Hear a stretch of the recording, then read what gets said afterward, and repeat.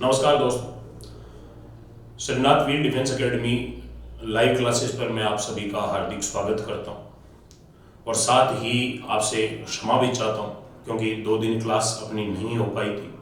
उसके पीछे मेरी व्यक्तिगत समस्याएं थी जिसके कारण मैं क्लास नहीं ले पाया, स्टूडियो नहीं पहुंच पाया। उसके लिए मैं आप सभी से तहे दिल से क्षमा चाहता हूँ और आशा करता हूँ कि आप सभी मेरे छोटे भाई बहन मुझे क्षमा करेंगे भी। आज की अपनी जो क्लास चल रही है मैथमेटिक्स में, अपन डिस्कस करने वाले हैं साधारण संख्याओं के प्रकारों के बारे में। साधारण संख्याओं के मैंने 11 प्रकार आपको बताए थे। उन 11 में से 6 प्रकारों के बारे में अपनी बातचीत हो चुकी है। 11 में से 6 प्रकार मैं आपको कंप्लीट करवा चुका हूं। एक बार बता देता हूं कौन कौन से करवाए। सम और विषम संख्याएं पूरी करवा चुका हूं, पूर्ववर्ती और अनुवर्ती संख्या करवा चुका हूं, संपूर्ण संख्या करवा चुका हूं और रामानुज संख्या करवा चुका हूं। ये 6 संख्याएं अपनी पूरी हो चुकी है। आज अपन बात करते हैं बाकी की बची हुई 5 संख्याओं के बारे में।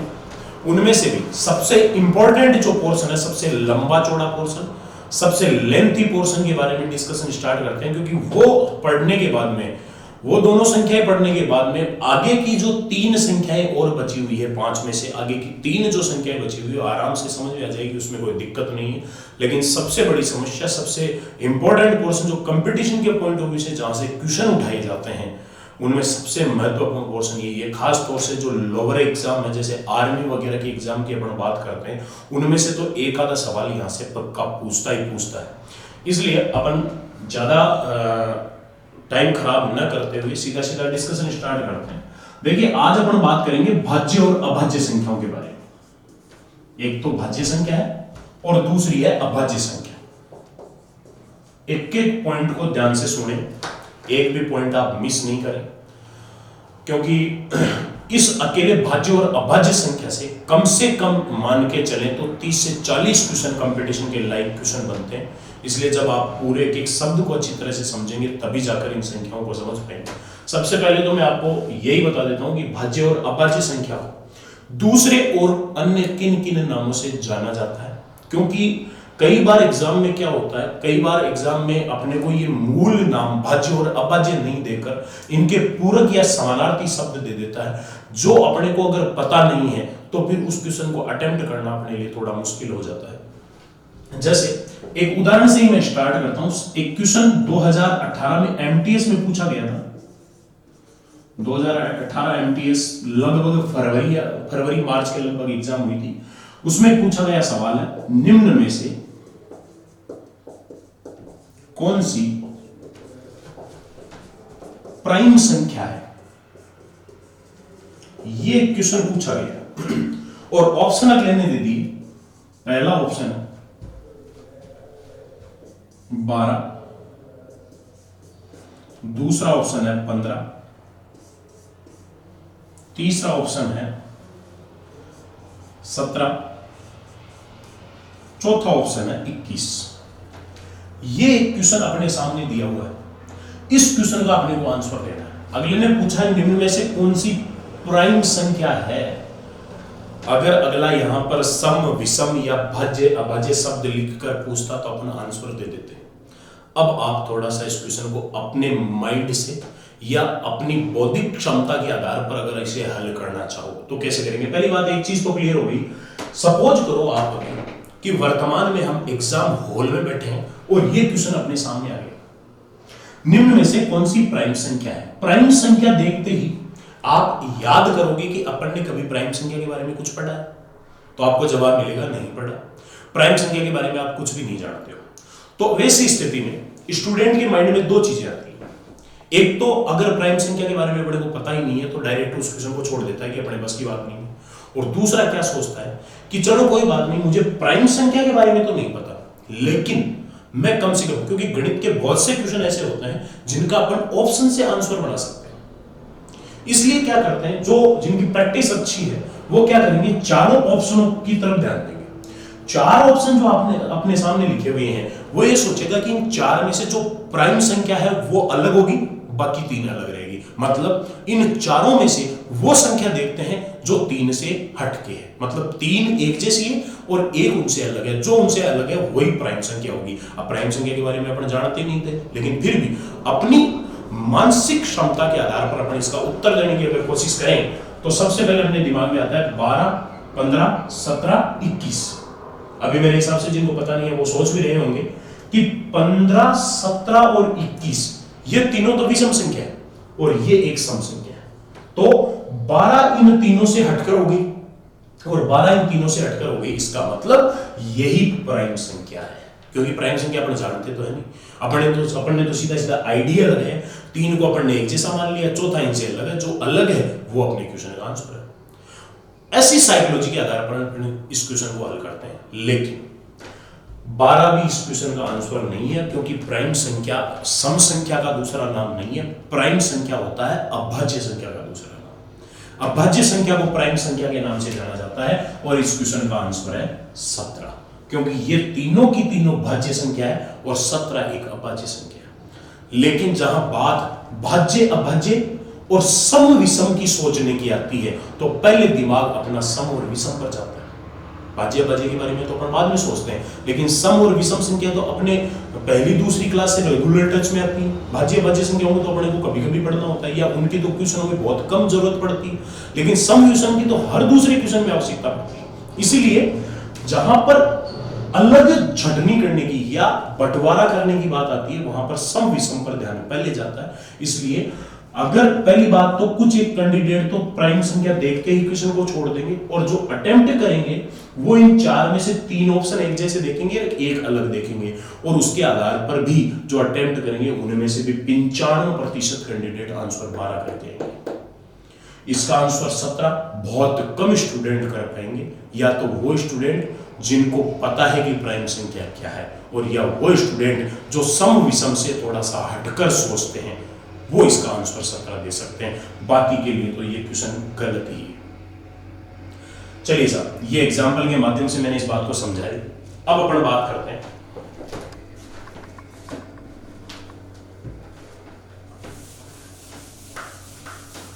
कि इनके समानार्थी शब्द कौन कौन से होते हैं। देखिए, सबसे पहला तो भाज्य संख्या जो है उस भाज्य संख्या को संयुक्त संख्या भी कहा जाता है। यहां से आर्मी में पूछा गया सवाल है, संयुक्त संख्या से एक क्वेश्चन पूछा था। क्वेश्चन यह था, प्रथम 5 संयुक्त संख्याओं का औसत क्या होगा। प्रथम 5 संयुक्त संख्याओं का औसत क्या होगा। यह सीकर डिस्ट्रिक्ट की आर्मी भर्ती में पूछा गया सवाल है।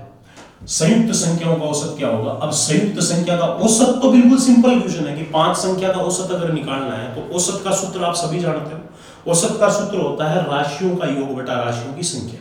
मतलब 5 संख्याओं को जोड़कर 5 का भाग दे देंगे, औसत आ जाएगा। लेकिन सबसे बड़ी समस्या ये है ना कि 5 संख्याओं को जोड़कर 5 का भाग दे, उससे पहले तो ये जानना जरूरी है कि 5 संख्याएं कौन सी है। क्योंकि अगले ने यहां संयुक्त संख्या लिखा, संयुक्त की जगह अगर भाज्य लिख देता तो भी अपन करके आ जाते हैं, लेकिन संयुक्त संख्या लिखने के बाद इस क्वेश्चन को वही कर सकता है जो संयुक्त संख्या के बारे में जानता हो। मेरे हिसाब से अब मैं जो कहना चाह रहा हूं वो बात आपकी समझ में आ गई। इसलिए किसी भी शब्द के समानार्थी शब्द जानना बहुत जरूरी है। पहली बात, भाज्य संख्या को संयुक्त संख्या के नाम से जाना जाता है, और दूसरा जो अभाज्य संख्या है उसे रूट संख्या भी कहते हैं, और तीसरा इसे प्राइम संख्या भी कहते हैं।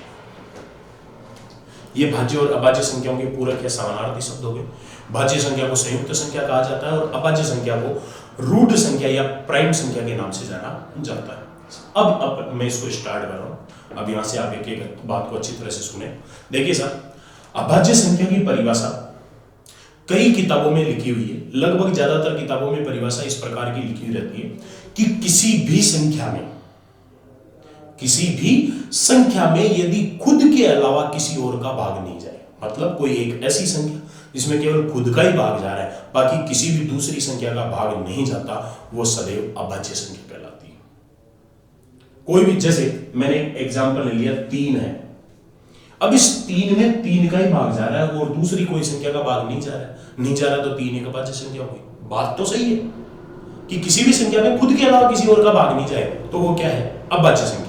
लेकिन यह परिभाषा कुछ हद तक ठीक है लेकिन परिपूर्ण नहीं है। अगर अपन इसके एक एक डाटा के बारे में अच्छी तरह से समझना चाहते हैं तो ये परिभाषा अपने आप में परिपूर्ण नहीं है, इससे अपन हर एक स्थिति को नहीं समझ सकते।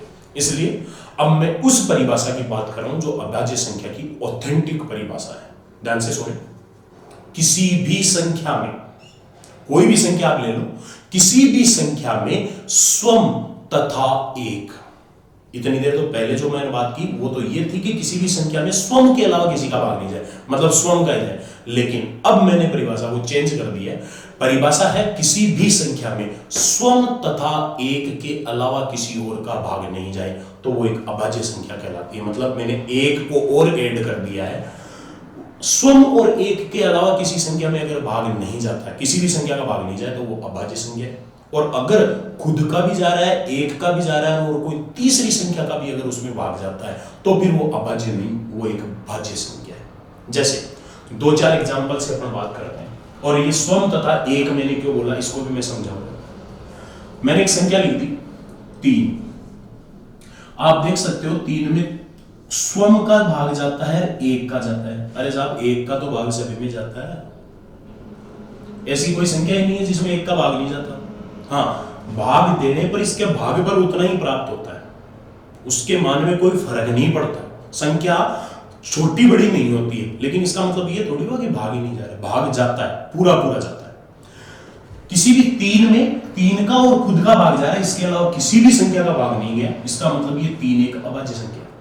जैसे मैंने अगली संख्या लिखी 4 में स्वम का भाग भी जा रहा है, एक का भी जा रहा है, लेकिन 2 का भी जा रहा है। तो स्वम और एक के अलावा अगर किसी और का भाग जा रहा है तो इसका मतलब ये अभाज्य संख्या नहीं है। कौन सी है? भाज्य संख्या है। इसी प्रकार मैंने लिखा 5 में भाग जा रहा है 5 का और दूसरा जा रहा है 1 का। 5 और 1 के अलावा इसमें किसी भी संख्या का भाग नहीं जा रहा है, इसका मतलब ये एक अभाज्य संख्या है। इसी प्रकार 3 से छोटी संख्या में लिखता हूं 2 में एक तो स्वम का भाग गया, एक का गया। स्वम तथा एक के अलावा किसी और का भाग नहीं जा रहा है। अगर स्वम और एक के अलावा किसी का भी भाग नहीं जाए, इसका मतलब ये भी कौन सी संख्या है? ये भी एक अभाज्य संख्या है। 2 अभाज्य है, 3 अभाज्य है, 4 भाज्य है और 5 अभाज्य है। इस प्रकार से हम देख सकते हैं। अब इससे छोटी और संख्या मैंने ले ली 1। अब देखिए साहब, परिभाषा को ध्यान से समझने की कोशिश करें। मैंने परिभाषा बताई थी जिसमें स्वम तथा एक के अलावा, मतलब कोई भी संख्या में इन दोनों का भाग तो जाएगा ही जाएगा। इन दोनों के अलावा अगर तीसरी संख्या का भी भाग जा रहा है तो फिर वो क्या है? भाज्य है। और अगर किसी में केवल इन दोनों का ही भाग जा रहा है तो फिर वो क्या है? अभाज्य है। लेकिन अगर मान लो कोई संख्या है जिसमें इन दोनों का ही नहीं जा रहा है, 2 का भाग जाए तो अभाज्य, 2 से ज्यादा का जाए तो भाज्य, लेकिन 2 का ही नहीं जा रहा है तो फिर वो क्या होगी? उस स्थिति में वो न तो भाज्य और न अभाज्य। सुनने की, समझने की कोशिश करें। न तो भाज्य और न अभाज्य संख्या।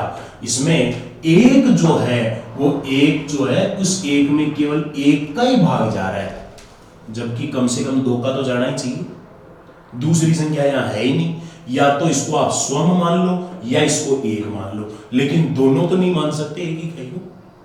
इसमें केवल एक ही संख्या का भाग जा रहा है, इसलिए ना तो ये भाज्य है और ना अभाज्य है। एक वह गणितीय इकाई है जो ना तो भाज्य और न अभाज्य। और दूसरी बात, यहां से कुछ एक इंपॉर्टेंट फैक्ट्स मैं क्लियर कर रहा हूं और जो बहुत काम के भी हैं। एक न तो भाज्य और न अभाज्य। सबसे छोटी अभाज्य संख्या कौन सी है? 2। ये 2014 फर्स्ट ग्रेड में पूछा गया सवाल है। सबसे छोटी अभाज्य संख्या 2। जबकि अगर अपने को इस परिभाषा के बारे में पता नहीं है कि स्वम तथा एक के अनुसार देखा जाता है, या अपन भाज्य और अभाज्य संख्या के बारे में ज्यादा पढ़े हुए नहीं है, तो फिर अपना क्वेश्चन जाएगा, आंसर जाएगा 1 पर। सबसे छोटी अभाज्य संख्या 1, लेकिन एक न भाज्य है और न अभाज्य। सबसे छोटी अभाज्य संख्या कौन सी है? 2। एक बात और बता दूं, इस 1 से छोटी 0 भी आती है, ऋणात्मक संख्याएं भी आती है, लेकिन न तो शून्य के बारे में तो मैं पहले ही बता चुका हूं आपको। शून्य न तो भाज्य है न अभाज्य। इसी प्रकार कोई भी ऋणात्मक संख्या भी कभी भाज्य और अभाज्य नहीं हो सकती। भाज्य अभाज्य की अगर पहचान करनी है तो संख्याएं धनात्मक ही होगी। सबसे छोटी भाज्य संख्या कौन सी हुई? 2 हुई। एक क्या है? न तो भाज्य और न अभाज्य। मेरे हिसाब से इतनी बात आपके समझ में आ गई। यहां से सिर्फ 3 ही क्वेश्चन पढ़ रहे हैं। पहली बात, शून्य क्या है? न तो भाज्य और न अभाज्य है। दूसरा, एक क्या है? न भाज्य और न अभाज्य। तीसरा, सबसे छोटी भाज्य संख्या कौन सी है? 2। ये 3 क्वेश्चन यहां से पुट अप हुए था। भाज्य और अभाज्य संख्या के मैंने पूरक नाम आपको बता दी। भाज्य संख्या को संयुक्त संख्या कहा जाता है और अभाज्य संख्या को रूट संख्या या प्राइम संख्या के नाम से जाना जाता है। अब आगे डिस्कशन स्टार्ट करते हैं। देखिए, सबसे पहले मैं 1 से लेकर 100 तक की संख्याओं के बारे में बात करूं। 1 से लेकर 100 तक की जो संख्याएं हैं उनमें से अभाज्य संख्या कितनी है?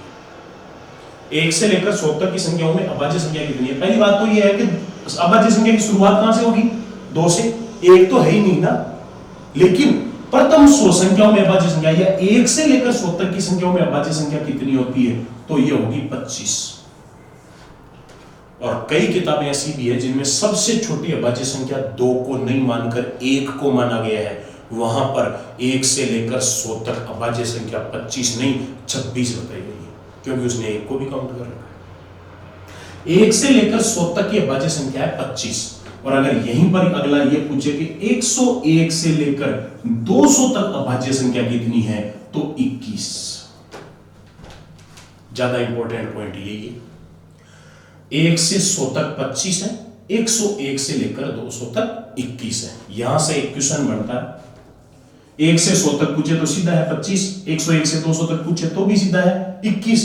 लेकिन क्वेश्चन अगर ये पूछ ले कि 1 से 200 तक अभाज्य संख्या कितनी है, 1 से 200 तक अभाज्य संख्या कितनी है, तो फिर आंसर क्या हो गया? 1 से 200 तक की बात करेंगे तो 1 से लेकर 100 तक तो है 25, 101 से 200 तक है 21, तो 1 से लेकर 200 तक टोटल अभाज्य संख्या कितनी हो गई? 46। चलिए, ये तो बिल्कुल नॉर्मल सी बात है। अब मैं बात कर रहा हूं 1 से लेकर 100 तक की जो अभाज्य संख्याएं हैं, 1 से 100 तक की कितनी अभाज्य संख्या है? 25। पहले तो मैं बात करता हूं 25 अभाज्य संख्या कौन कौन सी है, उसके बाद में उन 25 अभाज्य संख्याओं पर कैसे कैसे क्वेश्चन पूछे जा सकते हैं, उन सारे क्वेश्चनों की अपन 1 बाय 1 बातचीत करेंगे। पहले तो ये 25 संख्याएं लिख रहे हैं साहब। सबसे छोटी अभाज्य संख्या कौन सी है? 2। फिर आ गई 3, 4 तो भाज्य है, अभाज्य नहीं है। फिर आ गई 5, 7, 11, 13, 17, 19, 23, 29, 31, 37, 41, 43, 47, 53, 59,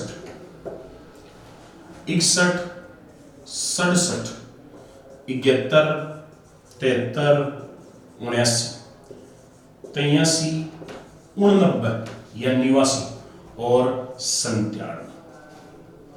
गिन लीजिए साहब, ये कुल 1 से लेकर 100 तक की अभाज्य संख्या है और 1 से 100 तक की ये अभाज्य संख्या गिनती में टोटल 25 है। 3, 3, 6, 3, 9, 3, 12, 3, 15, 2, 17, 3, 20, 3, 23 और 2, 25। ये 25 अभाज्य संख्या है। 1 से 100 तक की अभाज्य संख्या होगी। अब इन अभाज्य संख्याओं पर कैसे कैसे क्वेश्चन पूछे जाते हैं वो सुनते जाइए आप। सबसे पहला क्वेश्चन इसमें पड़ता है सबसे छोटी अभाज्य संख्या। सबसे छोटी अभाज्य संख्या कौन सी होगी? सबसे छोटी अभाज्य संख्या कौन सी है? 2। 1 के बारे में तो अपन पहले ही बात कर चुके हैं। 1 क्या है? 1 न तो भाज्य और न अभाज्य। उसके बाद में बात करते हैं साहब। अब आप इसमें एक चीज और देखिए, ये जितनी भी मैंने अभाज्य संख्या अभी लिखी है इन सारी की, आगे की बात क्यों करते हैं, 25 की कर लेते हैं। ये जितनी भी मैंने अभाज्य संख्या अभी यहां लिखी है इन सारी की सारी अभाज्य संख्या, इन 25 को देख लो आप, इन 25 में से केवल और केवल 2, ये केवल मात्र एक ऐसी अभाज्य संख्या है जो सम है। बाकी सारी की सारी अभाज्य संख्या क्या है? विषम संख्या है। मतलब आज तक गणित के इतिहास में जितनी भी अभाज्य संख्याएं बनी हुई है उन सारी की सारी अभाज्य संख्याओं में से केवल 2 ही एक ऐसी संख्या है जो कि सम संख्या है। बाकी समस्त अभाज्य संख्याएं विषम संख्या होती है। तो अगर आपको अगला ये पूछे कि सबसे छोटी अभाज्य संख्या कौन सी है, तो 2। और अगर अगला आपको ये पूछे कि सबसे छोटी सम अभाज्य संख्या कौन सी है, तो भी आंसर क्या होगा, 2। सबसे छोटी अभाज्य संख्या भी यही है और सबसे छोटी सम अभाज्य भी यही है। अब इसके बाद में अगला पॉइंट मेरा ये है कि सबसे छोटी विषम अभाज्य संख्या क्या है।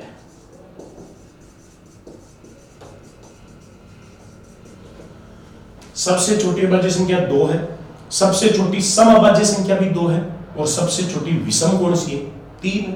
भाई 2 के बाद में 3 आ रहा है, वो 3 सबसे छोटी विषम अभाज्य संख्या होगी। यहां तक बात मेरे हिसाब से समझ में आ गई। 3 क्वेश्चन बन गए। सबसे छोटी अभाज्य संख्या 2, सबसे छोटी सम अभाज्य संख्या भी 2, सबसे छोटी विषम अभाज्य संख्या 3। अब एक चीज और देखो, अगर मैं आपको यह पूछूं कि सबसे छोटी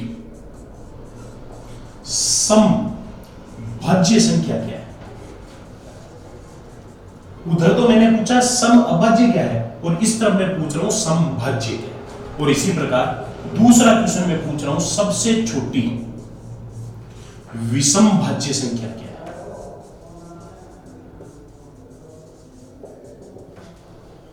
सबसे छोटी सम भाज्य संख्या कौन सी है और सबसे छोटी विषम भाज्य संख्या कौन सी है। वहां पर तो मैंने पूछी अभाज्य, सबसे छोटी सम अभाज्य 2, सबसे छोटी विषम अभाज्य 3। अब बात हो रही है सबसे छोटी सम भाज्य संख्या की। तो देखो आप सबसे पहले लिखा 1 तो क्या है, न तो भाज्य है न अभाज्य। 2 क्या हो गया, अभाज्य। 3 क्या हो गया, अभाज्य। 4 क्या है, 4 है एक भाज्य संख्या, और भाज्य में भी कौन सी है, समभाज्य सम है। तो सबसे छोटी सम भाज्य संख्या कौन सी होगी, 4। सबसे छोटी सम अभाज्य है 2 और सबसे छोटी सम भाज्य है 4। इसके बाद में 5 है अभाज्य। 6 तो कौन सी है, भाज्य है लेकिन सम है। इसके बाद 7 अभाज्य है। 8 भाज्य है परंतु सम है, अपने को चाहिए विषम, और वो कौन सी है, 9 को देख लीजिए आप। 9 एक भाज्य संख्या है और साथ साथ ये विषम भी है। इससे पहले कोई सी भी विषम संख्या भाज्य नहीं है, सारी की सारी अभाज्य है। इसलिए सबसे छोटी विषम भाज्य संख्या कौन सी होगी, 9। ये लो साहब, चारों क्वेश्चन है आपके सामने। सबसे छोटी सम अभाज्य कौन है, 2। सबसे छोटी सम भाज्य कौन है, 4। सबसे छोटी विषम अभाज्य कौन है, 3। और सबसे छोटी विषम भाज्य कौन है, 9। अगर आप इन संख्याओं को भूल जाते हो तो एक काम करो, आप तो केवल सबसे छोटी सम अभाज्य और विषम अभाज्य याद रख लो। सबसे छोटी सम अभाज्य तो कौन सी है, 2, और सबसे छोटी विषम अभाज्य कौन सी है, 3। अगर आप इस 2 का स्क्वायर करोगे, सम अभाज्य का स्क्वायर करोगे तो समभाज्य बन जाएगी, और 3 का स्क्वायर करोगे, विषम अभाज्य का स्क्वायर करोगे तो विषम भाज्य बढ़ जाएगी। ये इसको याद रखने का तरीका है, मतलब अभाज्य का स्क्वायर भाज्य है। इनमें मेरे हिसाब से बात समझ में आ गई होगी। वापस बता देता हूं एक बार जो क्वेश्चन यहां से बने। भाज्य संख्या का दूसरा नाम संयुक्त संख्या होता है। अभाज्य संख्या का दूसरा नाम रूढ़ संख्या या प्राइम संख्या होता है। इसके बाद में सबसे छोटी अभाज्य संख्या 2 होती है। सबसे छोटी सम अभाज्य संख्या भी 2 होती है। एक न तो भाज्य है और न अभाज्य है। सबसे छोटी विषम अभाज्य संख्या 3 है। सबसे छोटी सम भाज्य संख्या 4 और सबसे छोटी सम विषम भाज्य संख्या है 9। ये कुछ एक क्वेश्चन यहां से बने।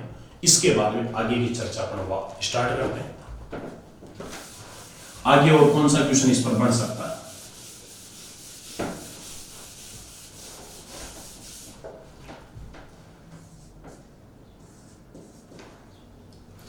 अगला क्वेश्चन है साहब, अगला क्वेश्चन मेरा ये है कि 2 अंकों की सबसे छोटी अभाज्य संख्या कौन सी है।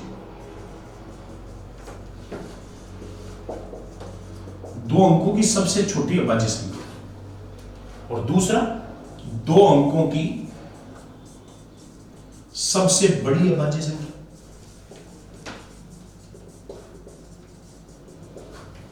दो अंकों की सबसे छोटी अभाज्य संख्या कौन सी है, 2 अंकों की सबसे बड़ी अभाज्य संख्या कौन सी है। तो देखिए साहब, यहां तक तो एक अंक की है, ठीक है, यहां से आ गई 2 अंक की, तो 2 अंक की सबसे छोटी तो कौन सी हुई 11, और इसके बाद में 2 अंक की सबसे बड़ी कौन सी है 97, क्योंकि 97 के बाद में 2 अंकों की कोई अभाज्य संख्या नहीं है, क्योंकि 1 से 100 तक की अभाज्य संख्या पर ले चुके हैं। इसके बाद में 101 से आएगी, तो 101 से जो भी पहली अभाज्य संख्या आएगी वो 3 अंकों की होगी, अपने को केवल दो ही अंकों की चाहिए, तो 2 अंकों की अभाज्य संख्या सबसे छोटी तो है 11 और 2 अंकों की अभाज्य संख्या सबसे बड़ी है 97। मेरे हिसाब से क्वेश्चन समझ गए। यहां से एक सवाल और भी बनता है कि 2 अंकों की कुल अभाज्य संख्या कितनी होती है, 2 अंकों की कुल अभाज्य संख्याएं कितनी है।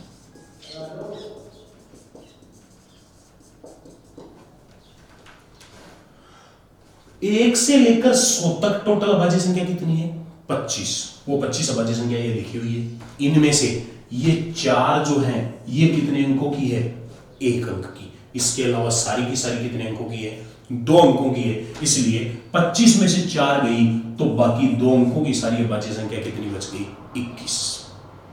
2 अंकों की कुल अभाज्य संख्या होती है 21, 1 से लेकर 100 तक कुल अभाज्य संख्या है 25, 101 से लेकर 200 तक अभाज्य संख्या है 21। 2 अंकों की अभाज्य संख्या 101 से 200 तक अभाज्य संख्या दोनों सेम है, 21 होती है दोनों। 2 अंकों की सबसे छोटी अभाज्य संख्या 11, 2 अंकों की सबसे बड़ी अभाज्य संख्या 97। यहां से क्वेश्चन यह भी पूछा जा सकता है कि 3 अंकों की सबसे छोटी अभाज्य संख्या कौन सी है। 2 अंकों के बजाय 3 अंकों की पूछ ली, और इसी प्रकार यही सेम क्वेश्चन 3 अंकों की सबसे बड़ी अभाज्य संख्या कौन सी है। ये 2 क्वेश्चन बन गए यहां से, वो ये 5 क्वेश्चन बने एक जैसे। 2 अंकों की कुल अभाज्य संख्या 21, 2 अंकों की सबसे छोटी अभाज्य संख्या 11, 2 अंकों की सबसे बड़ी अभाज्य संख्या 97, 3 अंकों की सबसे छोटी अभाज्य संख्या होती है 101 और 3 अंकों की सबसे बड़ी अभाज्य संख्या होती है 997। मेरे हिसाब से अगर आपने इनको मैंने ऊपर नीचे क्यों लिखा है, अगर ये समझ पा रहे हो तो फिर ये बात भी आपके अच्छी तरह से समझ में आ रही होगी कि 11 2 अंकों की सबसे छोटी संख्या अभाज्य संख्या 11 और 3 अंकों की सबसे छोटी अभाज्य संख्या 101। भूल जाते हो तो याद रखने का तरीका बता देता हूं। 2 अंकों की संख्या की शुरुआत कहां से होती है, 2 अंकों की संख्या की अभाज्य नहीं केवल संख्या की कहां से होती है 10 से, तो 10 से आगे वाली जस्ट आगे वाली संख्या 11 जो है वो 2 अंकों की सबसे छोटी अभाज्य संख्या है। इसी प्रकार 3 से स्टार्ट सबसे छोटी संख्या कौन सी स्टार्ट होती है 100, तो 100 से जस्ट आगे वाली संख्या 3 अंकों की सबसे छोटी अभाज्य संख्या है। ये दोनों तो ये हो गई, और उधर 2 अंकों की 97 और 3 अंकों की 997। मेरे हिसाब से याद रह जाएगी। आगे एक बार सारे क्वेश्चन वापस बोल देता हूं क्योंकि ये इंपॉर्टेंट पोर्शन है इसलिए बार बार बोल रहा हूं। भाज्य संख्या का दूसरा नाम संयुक्त संख्या, अभाज्य संख्या का दूसरा नाम रूढ़ संख्या या प्राइम संख्या। सबसे छोटी अभाज्य संख्या होती है 2, एक न तो भाज्य है और न अभाज्य है। सबसे छोटी सम अभाज्य संख्या भी 2, सबसे छोटी समभाज्य संख्या 4, सबसे छोटी विषम अभाज्य संख्या 3, सबसे छोटी विषम भाज्य संख्या 9। 2 का स्क्वायर 4, 3 का स्क्वायर 9। इसके बाद 1 से 100 तक की अभाज्य संख्या 25, 101 से 200 तक की अभाज्य संख्या 21। 2 अंकों की कुल अभाज्य संख्या 21। 2 अंकों की सबसे छोटी अभाज्य संख्या 11, 2 अंकों की सबसे 3 अंकों की सबसे छोटी अभाज्य संख्या 101, 2 अंकों की सबसे बड़ी अभाज्य संख्या 97 और 3 अंकों की सबसे बड़ी अभाज्य संख्या 997। मेरे हिसाब से ये बात भी आप समझ गए होंगे। अगला क्वेश्चन स्टार्ट करते हैं।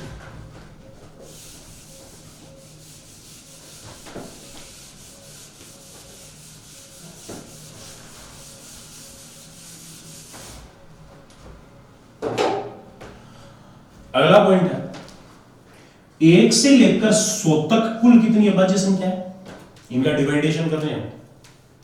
1 से 100 तक कुल कितनी अभाज्य संख्या है 25, ये लिखी हुई है आपके सामने। अगर इनको भी टुकड़ों में तोड़ें तो 1 से लेकर 50 तक तो कितनी है और 50 से लेकर 100 तक कितनी है?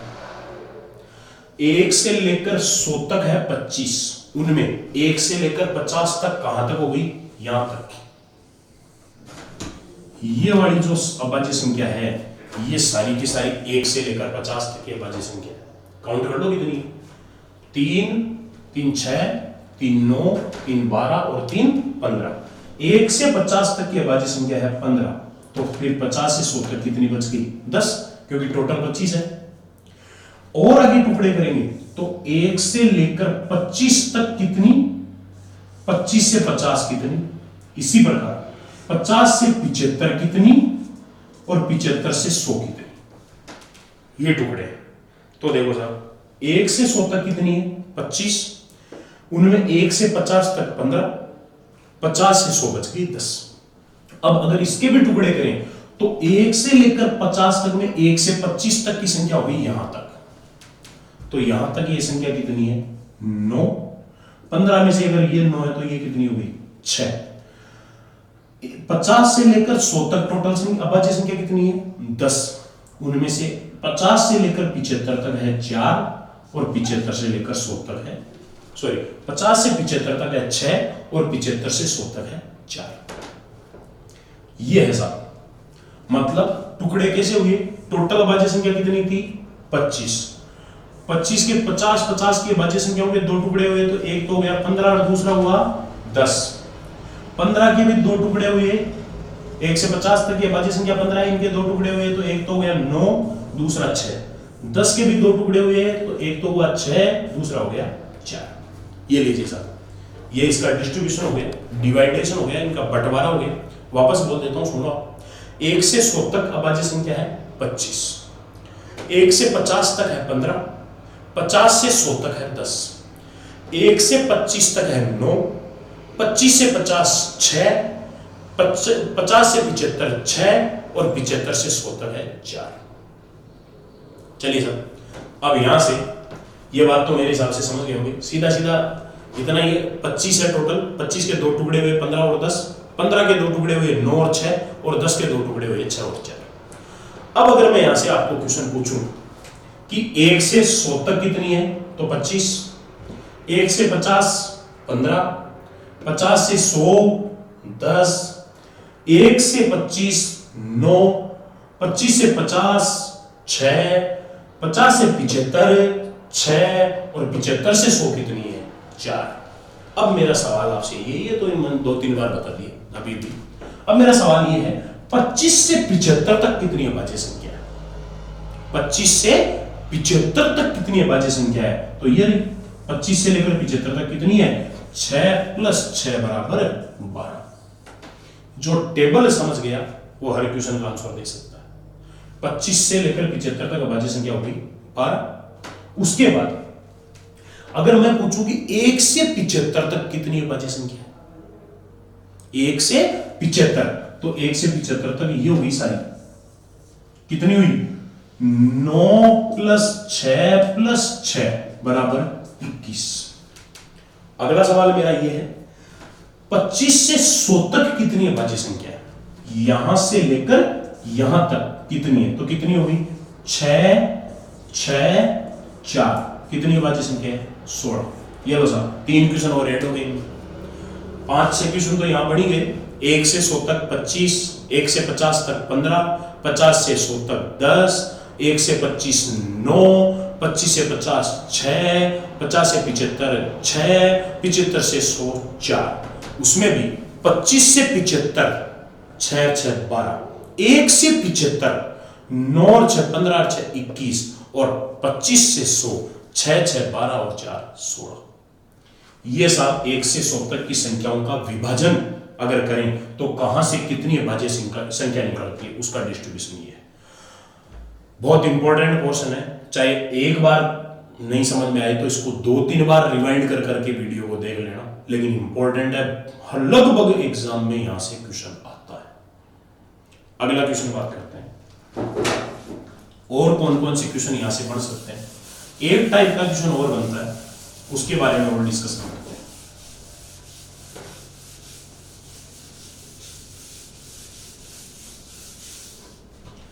1 से लेकर 100 तक की संख्याओं के 50-50 के रूप में टुकड़े, 25-25 के रूप में टुकड़े कितने होते हैं, कितनी अभाज्य संख्या होती है, वो तो सारे अपन ने देख लिए। अब अपन बात करते हैं कि 1 से लेकर 100 तक जो संख्या है उनमें टोटल अभाज्य संख्या है 25। अगर अपन उन 25 अभाज्य संख्याओं का 1 से लेकर 100 तक के बजाय 10-10 के टुकड़े करें तो कहां से कितनी अभाज्य संख्या निकल कर आती है, उसके बारे में डिस्कशन और कर लेते हैं। ये इसका लास्ट पॉइंट है। देखिए साहब, 1 से लेकर 10 तक अगर मैं पूछूं कितनी अभाज्य संख्या है, तो 1 से लेकर 10 तक तो अभाज्य संख्या है 2, 3, 5 और 7। कितनी है? 4। अगर मैं पूछूं 11 से लेकर 20 तक कितनी है, तो कितनी है? 4। ये रही 11, 13, 17, 19। अगर मैं पूछूं कि 21 से लेकर 30 तक कितनी अभाज्य संख्या है, तो 21 से लेकर 30 तक ये रही 23 और 29। कितनी हो गई? 2। अगर मैं पूछूं कि 31 से 40 तक कितनी अभाज्य संख्या है, तो 31 से लेकर 40 तक ये रही कितनी अभाज्य संख्या है? 2। अगर मैं पूछूं कि 41 से लेकर 50 तक कितनी अभाज्य संख्या है, तो 41 से लेकर 50 तक की ये रही कितनी अभाज्य संख्या है? 41, 43 और 47। कितनी हो गई? 3। अगर मैं पूछूं कि 51 से लेकर 60 तक कितनी अभाज्य संख्या है, तो 51 से लेकर 60 तक अभाज्य संख्या ये रही कितनी है? 2। कौन कौन सी है? एक है 53 और दूसरी है 59। 51 से 60 तक हो गई 2।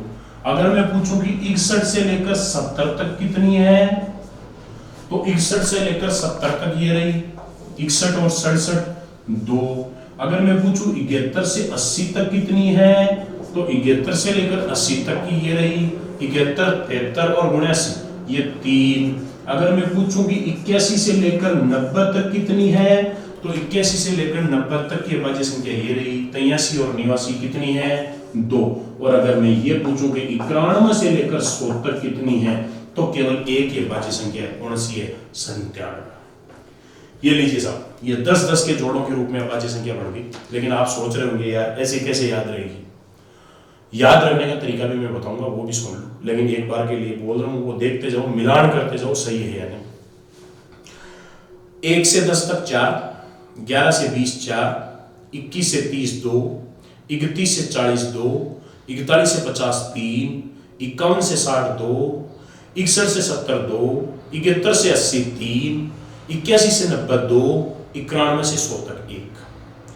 ये अभाज्य संख्या अपने सामने आ गई। ठीक है, अब बात रही कि याद कैसे रही। तो आप एक काम करो, एक बार के लिए इसको भूल जाओगे, मैंने कुछ यहां लिख रखा है।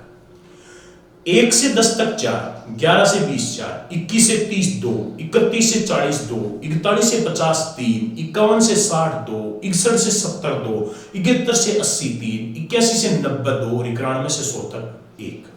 ये याद कैसे रहेगी? तो उसके लिए देखो, सीधी सीधी तरीका बता रहा हूं ताकि दिमाग में भी बैठ जाए एकदम इजी वे में। शुरू की जो 2 संख्या है, 10-10 के 2 जोड़े जो शुरू के ऊपर हैं, वो तो 4-4 है। 1 से 10 4 है, 11 से 20 4। ये तो याद रह जाएगा। लास्ट नीचे नीचे वाला जो है 10 का जोड़ा, उसमें केवल एक ही है। शुरू के ऊपर वाले 2 में 4-4 है, लास्ट वाले नीचे नीचे वाले में केवल 1 है। और बीच में जितने बच गए 7 10-10 के जोड़े बीच में बचे हैं, उन सब में 2-2 अभाज्य संख्या है। केवल किसको छोड़कर? केवल 50 और 75 वाली लाइन को छोड़कर। अपन 4 जोड़े बोलते हैं 25 50 75 100। 50 और 75 वाली लाइन में 3-3 अभाज्य संख्या, बाकी सब में 2-2। देख लो, 1 से 10 4, 11 से 20 4, 21 से 30 2, 31 से 40 2, 41 से 50। मैंने बताया था 50 और 75 वाली में कितनी है? 3। तो ये देख लीजिए यहाँ कितनी है? 3। 51 से 60 2, 61 से 70 2, 71 से 80 75 वाली लाइन है, कितनी है? 3। फिर 81 से 90 2 और लास्ट वाली जो है उसमें केवल कितना है? 1। ये है साहब 10-10 के जोड़ों के रूप में अभाज्य संख्या। और जिसको मैंने ये जो तरीका बताया, ये भी अगर याद नहीं रहे कि ये कौन सा तरीका बताया, अगर ये याद नहीं रह रहा है कोई बात नहीं, इसका मैं तीसरा तरीका और बता देता हूं। ये देखो 10-10 के जोड़ों में जो अभाज्य संख्या मैंने लिखी है, ये टोटल अभाज्य संख्या है 10। इन सबको जोड़ेंगे तब तो कितना आएगा? 25। लेकिन अगर अपने को इनको याद रखना है तो आप एक काम करो, ये तो 10 अभाज्य संख्या मैंने यहां लिखी है, इनसे आप 10 अंकों का मोबाइल नंबर बना लो। मोबाइल तो अपने लिए आज के टाइम में सबसे ज्यादा जरूरी चीज हो गई, किसी के पास और कुछ खोया नहीं हो लेकिन मोबाइल जरूर मिलता है, तो मोबाइल नंबर 10 अंकों का ही होता है। 10 अंकों का यहां से आप अभाज्य संख्याओं का मोबाइल नंबर बना लो साहब। अभाज्य संख्याओं के मोबाइल नंबर ये टोल फ्री नंबर, कोई पैसा नहीं लगता, आराम से मिस कॉल मारने मतलब ले जाना नहीं जाएगा फोन, ये मैं बता रहा हूँ सिर्फ आपको याद रखने के लिए। कहीं आप यही मारने लग जाओ, कभी भूल जाओ और फिर वो नंबर पे मिस कॉल मारने लग जाओ कि देखिए अभाज्य संख्या के पास जाता है कि नहीं जाता है ना। हाँ जी, तो ये 10 अंक है, इन 10 अंकों का मोबाइल नंबर है 44 22 32 23 21। ये 10 अंकों का मोबाइल नंबर हो गया था। 44 22 32 23 21 ये 10-10 के जोड़ों के रूप में 1 से लेकर 100 तक के अभाज्य संख्याओं के टोटल नंबर है कि कहां से कहां तक अभाज्य संख्या कितनी होती है। ये लीजिए साहब, 3 तरीके बता दिए, अलग अलग याद रखो तो अलग अलग याद रख लो। दूसरा, शुरू की ऊपर वाली 2 है उनमें 4-4 अभाज्य संख्या है, नीचे वाली में 1 अभाज्य संख्या है, बीच वाली सब में 2-2 अभाज्य संख्या है, केवल 50 और 75 वाली लाइन को छोड़ के उनमें 3-3 है। चलिए साहब, अब यहां से क्वेश्चन 10 क्वेश्चन तो ये सीधे सीधे बन गए, ठीक है। उनके अलावा और क्या बन सकता है, मैं आपको क्वेश्चन पूछूंगा 1 से 10 तक अभाज्य संख्या 4 है, 11 से 20 तक 2 है, 4 है, 21 से 30 तक 2 है, 31 से 40 तक 2 है। अगर मैंने आपको क्वेश्चन पूछ लिया कि साहब बताइए 31 से 80 तक अभाज्य संख्या कितनी है, तो फिर आपको 25 संख्या लिखकर यहां एक एक गिनने की आवश्यकता नहीं है। 31 से 80 तक की अभाज्य संख्या अगर आपने को पूछी है तो आप सीधी यहां से बिना पेन चलाए भी कर सकते हो, लेकिन मुझे समझाना है तो मैं पेन के माध्यम से समझा रहा हूं। 31 से 80 तक 10-10 के जोड़ों में अभाज्य संख्या लिख लो। 31 से 40 कितनी है 2, 41 से 50 3, 51 से 60 2, 61 से 70 भी 2 और 71 से 80 कितनी है 3। इन सबको जोड़ दो, ये 31 से लेकर 80 तक की अभाज्य संख्या बन गई, कितनी बनी 12। मैंने आपको क्वेश्चन अगर ये पूछा कि 21 से लेकर 70 तक अभाज्य संख्या कितनी है, तो 21 से 70 तक की अभाज्य संख्या अगर अपने को देखनी है, 21 से 70 का मतलब 5 जोड़े बन गए 30 वाली लाइन, 40 वाली, 50 वाली, 60 वाली, 70 वाली। इन सब में अभाज्य संख्या देखते हैं। 30 वाली में कितनी है 2, 40 वाली में कितनी है 2, 50 वाली में 3, 60 वाली में 2, 70 वाली में 2। इन सबको जोड़ दो, कितनी होगी 21 से लेकर 70 तक की अभाज्य संख्या आ गई 11। इस प्रकार से आप 1 से लेकर 100 तक को घुमा फिरा कर कैसे भी आपको अगर पूछे तो आप आराम से आंसर दे सकते हो कि अभाज्य संख्या में कहां से कितनी अभाज्य संख्या और कौन सी निकलती है। ये सब अभाज्य और भाज्य संख्या का एक छोटा सा पोर्शन मैंने कंप्लीट करवाया। इसके बाद में अपनी कुछ एक संख्या रह जाती है सहभाज्य, असहभाज्य, मिश्रित संख्या। 3 संख्या ये रह जाती है और एक अगर मान लो एक पॉइंट रह जाता है, अगर मान लो अपने को कोई संख्या देकर पूछे, जैसे मान लो मैंने आपको ये पूछ लिया कि बताइए 347 संख्या जो है वो भाज्य है या अभाज्य है। एक पॉइंट ये रह जाता है यहां से भाज्य और अभाज्य का कि किसी भी संख्या के भाज्य या अभाज्य की पहचान करना कि वो भाज्य है या अभाज्य है। ये एक छोटा सा पोर्शन और बचा हुआ है, एक क्लास का लेक्चर और बचा हुआ है संख्या से संबंधित। उसके बाद में अपन बात करेंगे संख्याओं के बीजगणित के बारे में, मतलब जोड़ भाग गुणा भाग कैसे करते हैं। अभी केवल बेसिक ही अपना चल रहा है, संख्या पद्धति टॉपिक चल रहा है, क्योंकि आगे के टॉपिक अपन पढ़ें उनसे पहले बेसिक समझ लेना बहुत जरूरी है। बेसिक बहुत कम जगह पढ़ाया जाता है, बेसिक कोई पढ़ाता ही नहीं। टॉपिक तो अमूमन अपन सब जगह पढ़ते हैं, लेकिन बेसिक नहीं पढ़ाया जाता और बेसिक बहुत जरूरी है। बेसिक से अपने को अपना लेवल का भी पता चलता है और पढ़ाने वाले के लेवल का भी पता चलता है। और मैं आपको मेरे लेवल के बारे में पहले ही कह चुका हूं, आपको मुझसे कोई भी क्वेश्चन अगर पूछना हो तो बेझिझक आप मुझे पूछ सकते हैं। चलिए साहब, ये आज अपना भाज्य और अभाज्य संख्या का डिस्कशन हुआ। आज के लिए इतना ही। बाकी जो संख्याएं 2-3 बची हुई है और एक अभाज्य संख्या या भाज्य संख्या की पहचान वाला छोटा सा पॉइंट है, ये क्लास अपन नेक्स्ट टाइम पर कल की क्लास में करेंगे। आज के लिए धन्यवाद। जय हिंद, जय भारत।